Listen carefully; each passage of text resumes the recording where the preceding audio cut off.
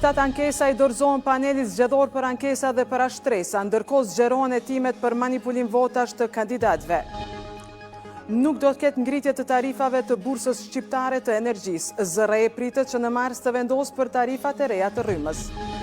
Galeria Kombëtare shpall programin për këtë vit. Restaurimi kap shifrën prej mbi 1.4 milion eurosh.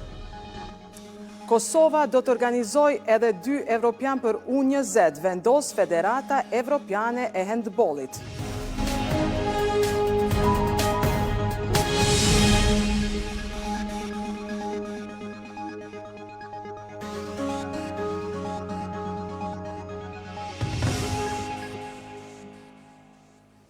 Mirëmbrëma të nderuar shikues. Me përfundimin e afatit për ankesa në panelin zgjedhor për ankesa dhe për ashtresa, është bërë e ditur se janë dorëzuar 7 sosh lidhur me rezultatet përfundimtare të zgjedhjeve parlamentare. Ky institucion ka në dispozicion 96 orë për t'i shqyrtuar 5 ankesa nga subjekte politike dhe 2 të tjera nga një kandidat për deputet. Paneli zgjedhor për ankesa dhe për ashtresa do të ketë 96 orë në dispozicion për t'i shqyrtuar 7 ankesa që janë adresuar këtij institucioni mbi rezultatet përfundimtare të zgjedhjeve të parakohshme të dhjetorit. Në një përgjigje me shkrim nënvizohet se 5 ankesa janë nga subjektet politike dhe 2 të tjera nga një kandidat për deputet të kuvendit për legjislaturën e ardhshme. Kandidati për deputeti i Partisë Demokratike, Bekim Haxhiu, ka deponuar 2 ankesa. Njëra prej tyre ka të bëjë me shpërndarjen e ulseve në kuvend, ndërsa tjetra lidhet me parregullsi të pretenduara gjatë numërimit të votave me postë. Ndërkohë 5 ankesa të tjera vijnë nga subjektet politike në radhët e pakicave. 2 ankesa i ka parashtruar Lidhja e Re Demokratike që ndërlidhen me pretendime për parregullsi me vota, konkretisht me fletvotimet. Një ankesë për parregullsi në votim kanë paraqitur edhe koalicioni PAI, PDAK, LPB si dhe Partia Rome e Bashkuar e Kosovës. E-lista serbe ka dorëzuar ankesë ndaj vendimit të Komisionit Qendror të Zgjedhjeve për mosmiratimin e listës së kandidatëve të saj. Në mbledhjen e fundjavës, kur KQZ-ja shpalli rezultatet e zgjedhjeve, anëtarët e vetëvendosjes votuan kundër e ata të Partisë Demokratike abstenuan. Lufta politike, betejë politike është legjitime, por a duhet që në proceset të cilat janë edhe emergjente të veprohet në këtë mënyrë është çështje që duhet të adresuar pikërisht këtyre subjekte politike. Në këtë rast, atyre që kanë votuar kundër dhe atyre që kanë abstenuar. Por nuk është bërë asnjë shkelje tani më e procesit sepse ka mundësi të bëhen ankesa në BZAP brenda 48 orësh dhe mendoj që BZAP-i do ta bëjë siç e ka bërë edhe hera tjera, ndikuar apo i pa ndikuar, do ta merr një vendim i cili do të ketë verdiktin dhe epilogun e vet. Në vetëvendosje folën për votimin kundër, ndërsa anëtarët e PDK-s që abstenuan nuk u deklaruan. Aktualisht gjitha dhe votat që i merr realisht konsideroj që i merr përmes një presioni dhe mekanizmave të cilët në shoqëritë demokratike nuk do të toleroshin, por edhe nuk do të pranoshin si tilla. Andaj deri në gjetjen e një mekanizmi që do duhej të vinte nga sistemi i drejtësisë mbi gjitha, ne natyrisht që i marrim veprimet tona bazuar në ato që na jep si kompetenca dhe kushtetuta edhe ligji për zgjedhjet e përgjithshme, duke konsideruar listën serbe si një formacion i cili nuk është në kuadër të themi të kushtetutës, nuk e respekton ligjet, nuk e respekton kushtetutën. Edhe misioni i OSBE-s në vend në reagimin e vet ka nënvizuar se po i monitoron nga afër zhvillimet, pasi Komisioni Qendror i Zgjedhjeve i shpalli të shtunën rezultatet përfundimtare të zgjedhjeve të parakohshme parlamentare të dhjetorit, duke miratuar listat përbërëse të gjitha partive, përveç asaj të listës serbe. Misioni thekson nevojën për respektim të plotë të standardeve ndërkombëtare zgjedhore, në veçanti publikimin transparent dhe gjithëpërfshirës të rezultateve zgjedhore, si një mjet për të siguruar siguri juridike dhe trajtim të barabartë për të gjithë garuesit zgjedhor. Ndërkohë, prokuroria themelore në Prishtinë ka njoftuar se ka nisur hetimin për manipulim të votave në komunën e Podujevës. Prokuroria ka autorizuar policin për grumbullimin dhe mbledhjen e provave lidhur me dyshimet për kryerjen e veprave penale kundër të drejtave të votimit, thuhet në komunikatën për media.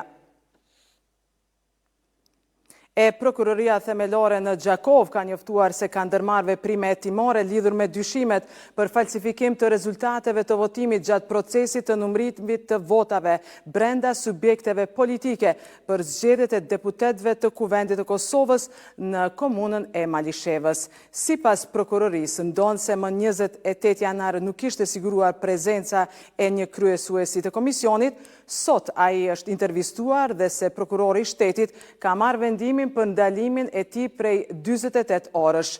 Ndaj tij, prokuroria ka paraqitur kërkesë për caktimin e masës së paraburgimit në gjykatën kompetente për shkak të veprës penale, falsifikim i rezultateve të votimit.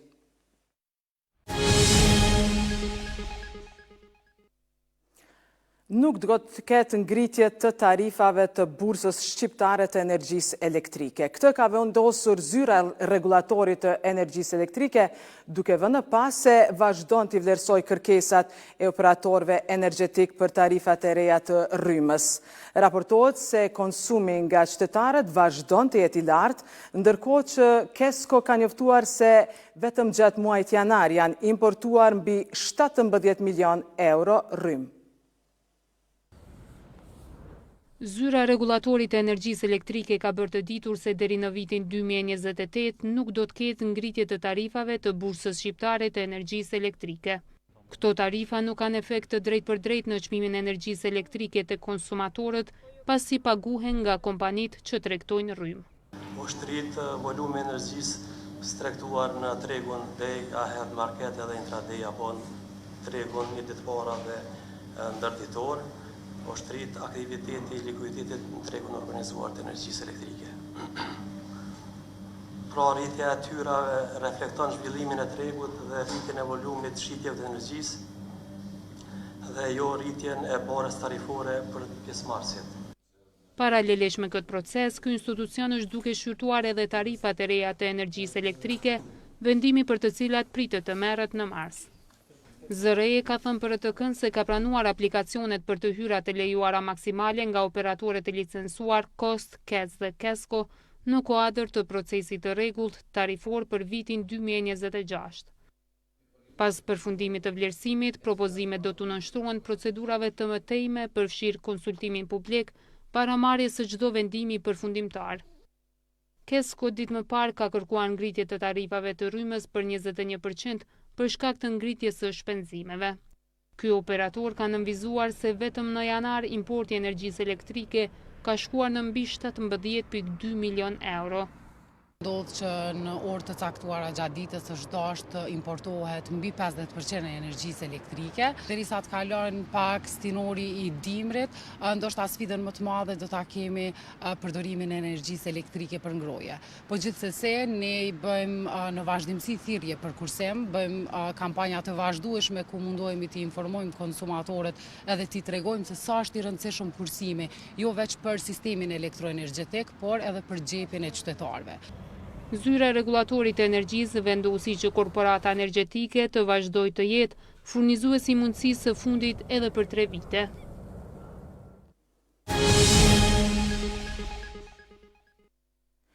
Publikimi i dosjeve të Jeffrey Epstein ka nxjerrë në dritë biseda shqetësuese dhe kontakte të vazhdueshme mes tij dhe figurave të profilit të lartë botror.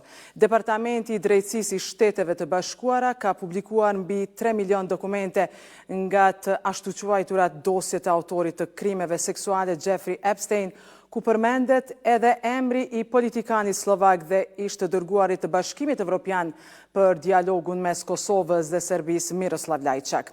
Personalitetet shqiptare të përfolura kanë hedhur poshtë në mënyrë kategorike një takim apo njohje me të. Ndërkohë që Lajçak, i cili ishte figurë shtyllë për gjatë 4 viteve, si dërguar i Bashkimit Evropian për dialogun mes Kosovës e Serbisë, dha dorëheqje nga pozicioni këshilltarit të kryeministrit të Slovakisë, vend që ende nuk e ka njohur shtetësinë e vendit tonë.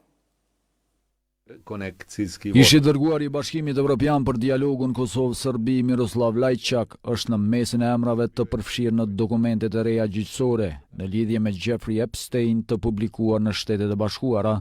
Skandalet përmes dosjes Epstein vazhdojnë të jenë në përballinat e shtypit ndërkombëtar, duke përfshirë dosje dokumente nga hetimet federale amerikane mbi trafikimin e grave dhe vajzave të mitura nga Epstein dhe bashkëpunëtorja e tij Maxwell.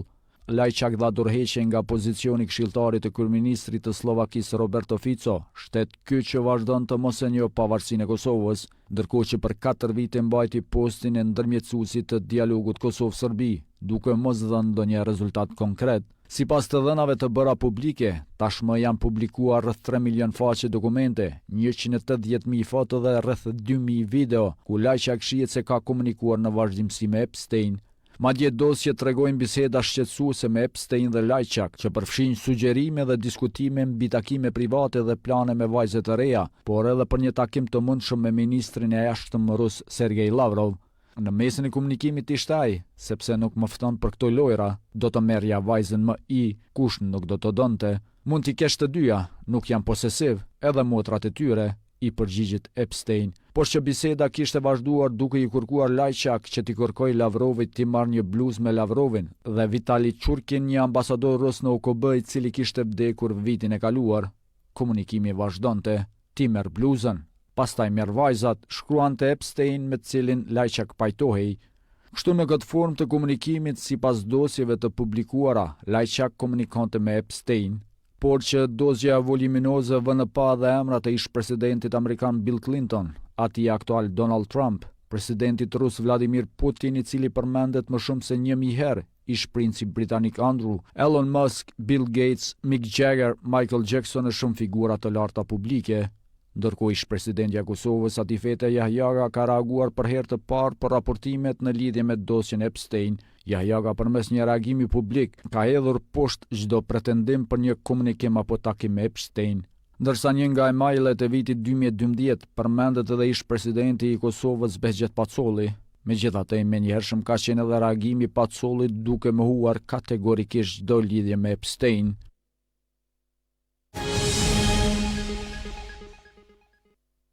Juniku mblodh sot për të nderuar sakrificën e dëshmorëve të kombit Zair Pajaziti, Hakif Zejnullahu dhe Edmond Hoxha, për të cilët u tha se mbesin celulat e para të ushtrisë çlirimtare të Kosovës.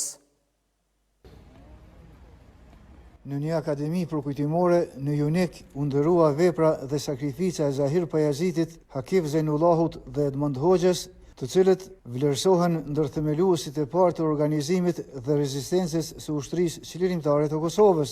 29 vjet më parë, këta bitë të shquar të kombit ton ran heroikisht, duke shkruar me gjakun e tyre faqet më të ndritura të rezistencës shqiptare.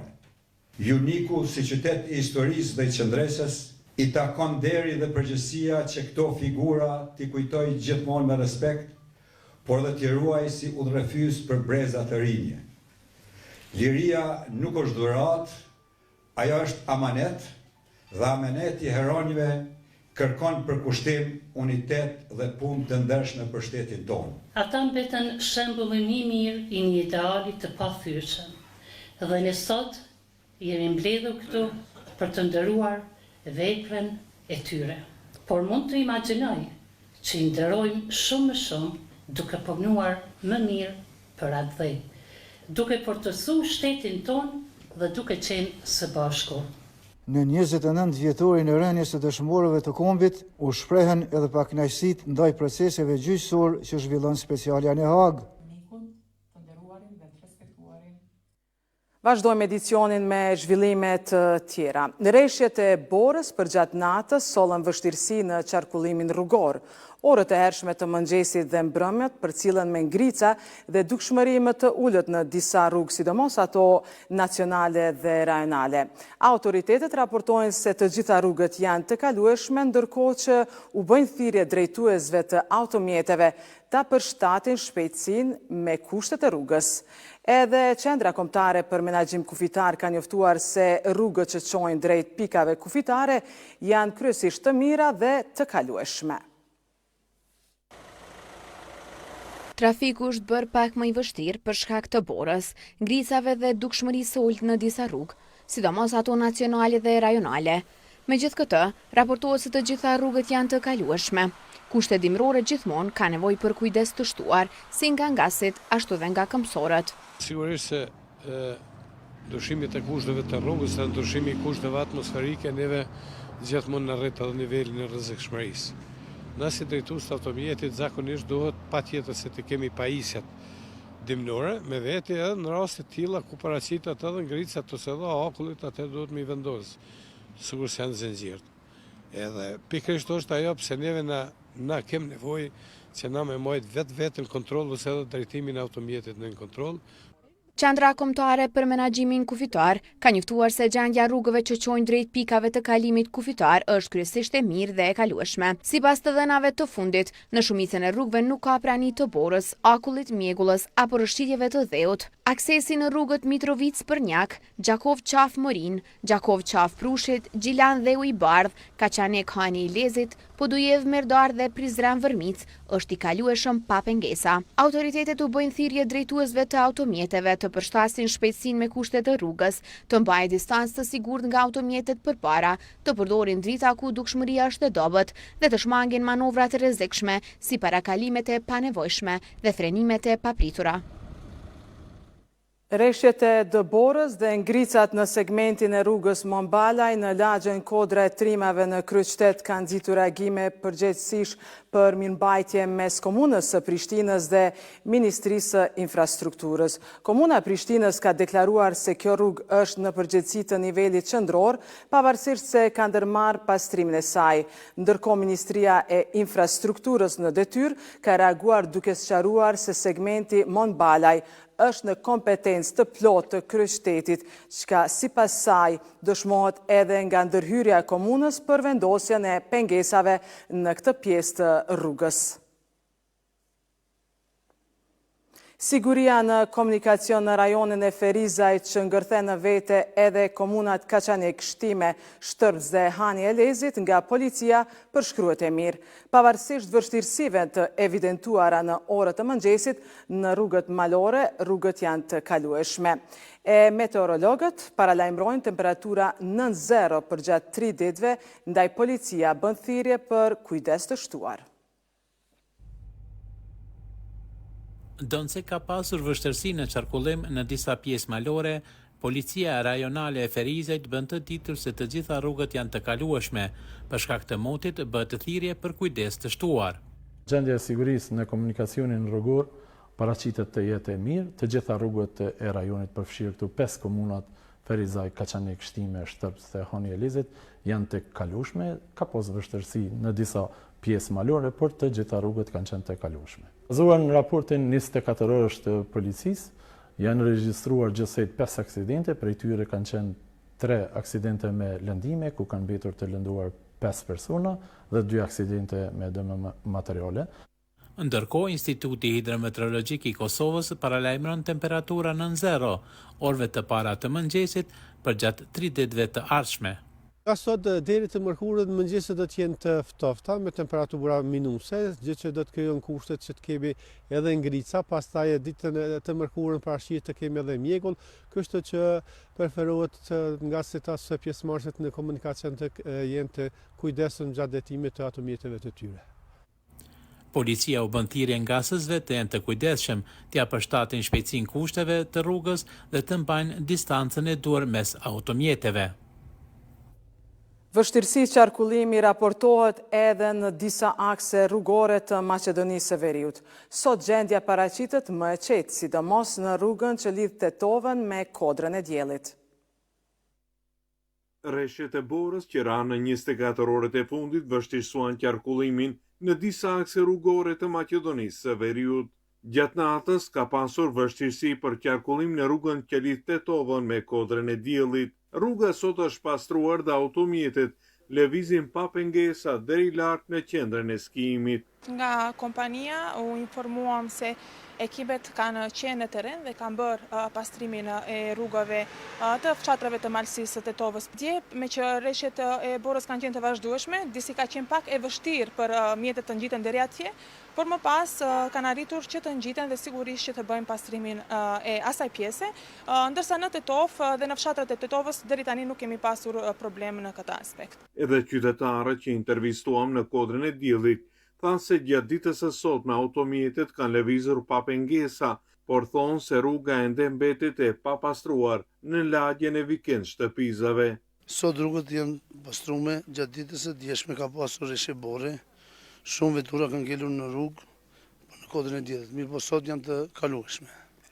Nuk ka deri në asfalt e pastrume për arsye se domethënë ka disa turistë që lanë makinat të parkume të pikën shtëpizet. Mirëmbajtja është pak si e dobët.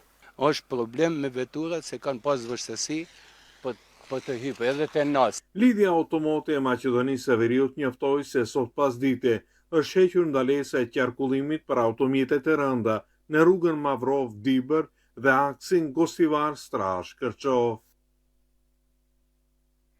I kthehemi lajmeve nga vendi lidhur me një lajm lidhur me manipulimin e votave, me një komunikat të cilën tani e ka dërguar gjykata themelore në Mitrovic, ku ka marrë vendim për lirimin e 10 të dyshuarve për manipulim të numërimit të votave në rajonin e Mitrovicës. Gjykata ka vlerësuar se në këtë fazë të procedurës penale nuk janë përmbushur kushtet ligjore për caktimin e masës së paraburgimit sipas dispozitave të saj.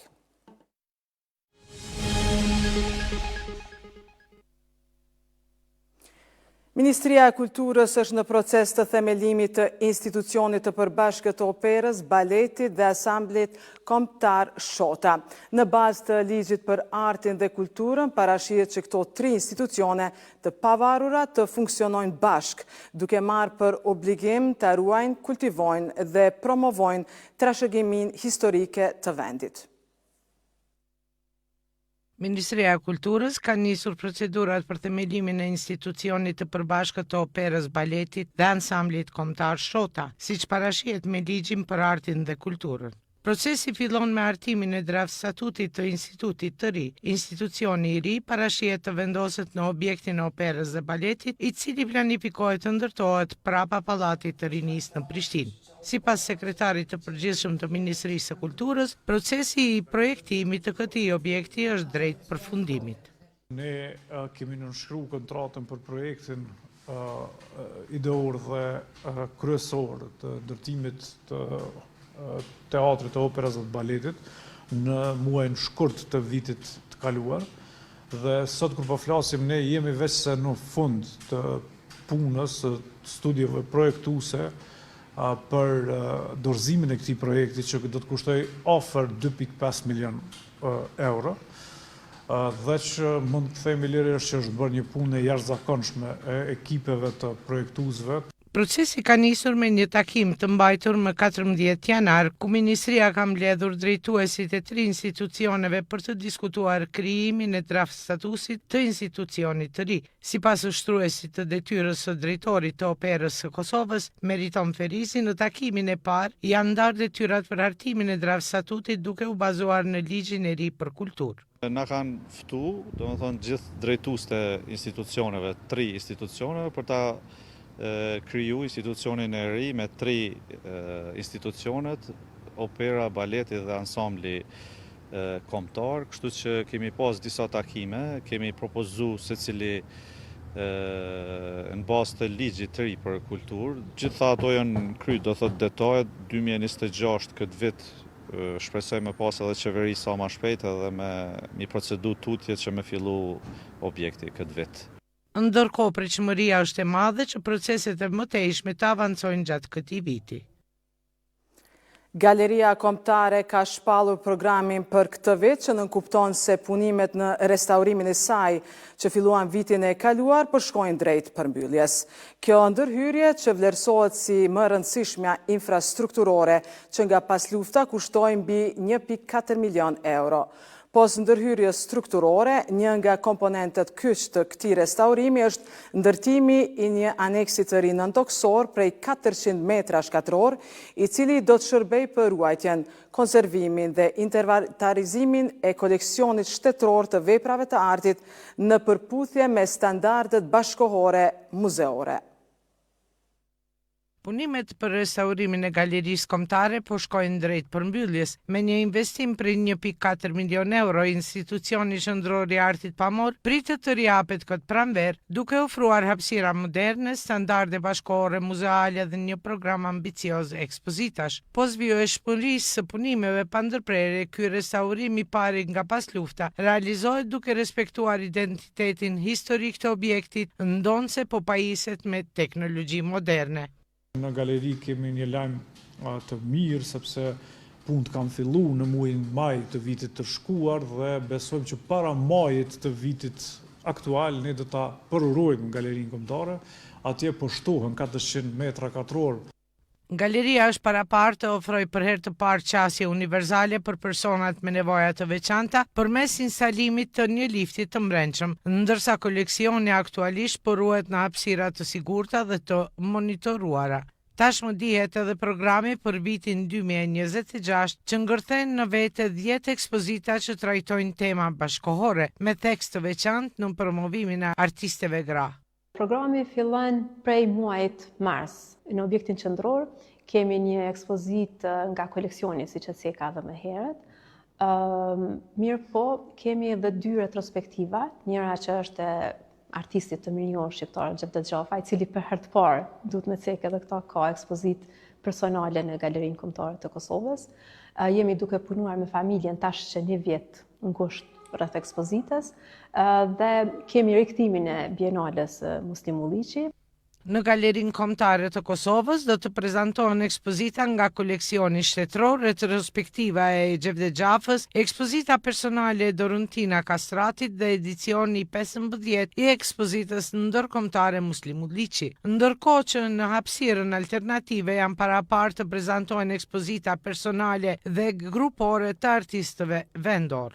Pos kësaj, institucioni do të vazhdojë programet edukative dhe hulumtuese me synim afrimin e publikut me artin bashkëkohor. Rihapja e Galerisë Kombëtare të Kosovës pritet të shënojë një kapitull të ri për artin pamor në vend, duke e kthyer këtë institucion në një hapësirë moderne, funksionale dhe gjithëpërfshirëse për artistët dhe publikun. Qyteti i Gurt nuk njeh sezon. Muzeet e Gjirokastrës pritën rreth 100.000 vizitor në vitin e kaluar. Gjatë vitit që lan pas, 4 muzeet e qytetit të Gurt u vizituan nga rreth 100.000 vizitor vendas dhe të huaj, duke kthyer Gjirokastrën në një nga destinacionet më të frekuentuara kulturore në jug të vendit. Edhe pse në numër më të pakët, vizitorët nuk kanë munguar as gjatë ditëve të janarit 2026, pavarësisht temperaturave të ulta, duke treguar se interesi për trashëgimin historike të qytetit mbetet i qëndrueshëm gjatë gjithë vitit. Kanë qenë kryesisht vizitorë të huaj. Megjithatë, gjatë fundjavëve kemi pasur një numër të konsiderueshëm edhe vizitorësh vendas. Kaloja në tërësi shfaq një interes për vizitorët. Brenda në muze interes kanë treguar për muzeun historik të qytetit. Atje shpaloset historia e qytetit që nga antikiteti deri në përfundim të periudhës së komunizmit. Megjithatë, interes kanë edhe për burgun e 7 penxherëve dhe për muzeun e armëve. Vizitorët shprehen se Gjirokastra me muzeet e saj mbetet një destinacion tërheqës për historinë dhe kulturën që mbart. Jetoj në Londër, pas 11 vitesh u ktheva prapë. Me nostalgji të madhe u kthyem prapë. Shumë bukur, kam marrë këtu pra 8 vitesh, është bërë një ndryshim fantastik. Është mirë të mbahen këto vlera për gjithë historinë e Gjirokastrës, e gjithë krajinën së këthe. Shifrat e vizitorëve tregojnë një rritje të interesit për muzeet e qytetit të Gurd krahasuar me vitet e mëparshme.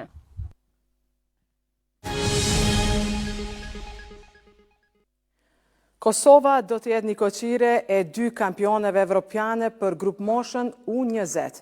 Kështu ka vendosur Federata Evropiane e Handbollit, e cila ja ka besuar Federatës së Handbollit të Kosovës organizimin e këtyre ngjarjeve gjatë muajit korrik.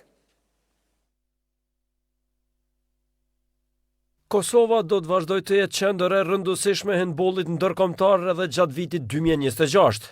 Këtë muaj në Prishtinë bëhet kampionati mesdhetar për handbollistët e grup moshës U16, ndërsa marrin pjesë plot 12 ekipe kombëtare. Ndërkohë të dielën Federata Evropiane e Handbollit konfirmoi që gjatë muajit korrik, më saktësisht nga 12 deri më 19, në Kosovë do të mbahen 2 kampionate evropiane për handbollistët deri në moshën 20 vjeçare. Këtë vendim e mori Komiteti Ekzekutiv i Federatës Evropiane të Handbollit në Herning të Danimarkës, derisa pritet pjesëmarrja 13 ekipeve të ndryshme kombëtare. Federata e Handbollit e Kosovës tashë një kohë është partneri besueshëm i Federatës Evropiane të Handbollit, e cila vazhdimisht ja beson Federatës tonë organizimin e ngjarjeve të rëndësishme kontinentale.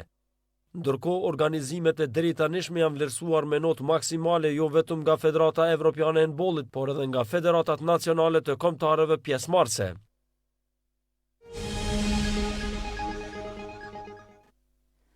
Rihapja e kufizuar e kalimit kufitar në Rafah mes rripit të Gazës dhe Egjiptit ka rritur shpresat e palestinezëve të plagosur dhe të sëmur, që më në fund do të mund të kenë kujdesin e duhur shëndetësor. Mirë po, organizatat humanitare dhe përfaqësuesit palestinezë kanë kritikuar ashpër Izraelin për shkak të numrit të vogël të palestinezëve që lejohen të largohen nga territori.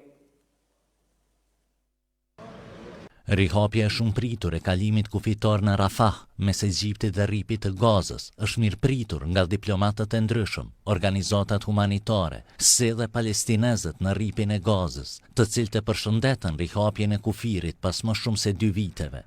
Është bërë e ditur se palestinezët e parë prej mira civilëve që kanë nevojë për trajtim mjekësor, tani më kanë arritur në Egjipt, por kufizimet në lëvizje të vendosura nga Izraeli janë kritikuar ashpër nga organizatat e ndryshme humanitare, si dhe nga përfaqësuesit palestinez, sipas të cilëve numri i pacientëve që lejohen të largohen nga territori është tepër i vogël. Momentalisht, Izraeli lejon vetëm 50 palestinez në ditë të largohen përmes kalimit kufitar në Rafah, si dhe 50 të tjerë që të hyjnë në territor. Numra të vegjël për nevojat e banorëve të rripit të Gazës. Sipas zyrtarëve egjiptian, vetëm në Kairo janë regjistruar më shumë se 30.000 palestinezë që dëshirojnë të kthehen në rripin e Gazës. Përderisa 10 mijëra civil në Gaza janë duke pritur evakuim mjekësor. Sipas mjekëve dhe organizatave humanitare, nëse vazhdohet me këtë shpejtësi, do të nevojiten rreth 1 vit e gjysmë që të gjithë pacientët që kanë nevoja emergjente mjekësore të arrijnë të evakuohen. Afat kohor tepër i gjatë për shumicën e atyre jeta e të cilëve është në rrezik. Izraeli zyrtar ka thënë se pas një periudhe provuese, në rast që nuk ka incidente të sigurisë, numri i civilëve që do të lejohen të përdorin kalimin në Rafah do të rritet, por nuk është e qartë se kur do të mund të ndodhë kjo. Të nderuar shikues, ndoqët lajmet në RTK, bashkë me ekipin realizues ju falenderojmë për kohën që ndatë me ne. Mirupafshim.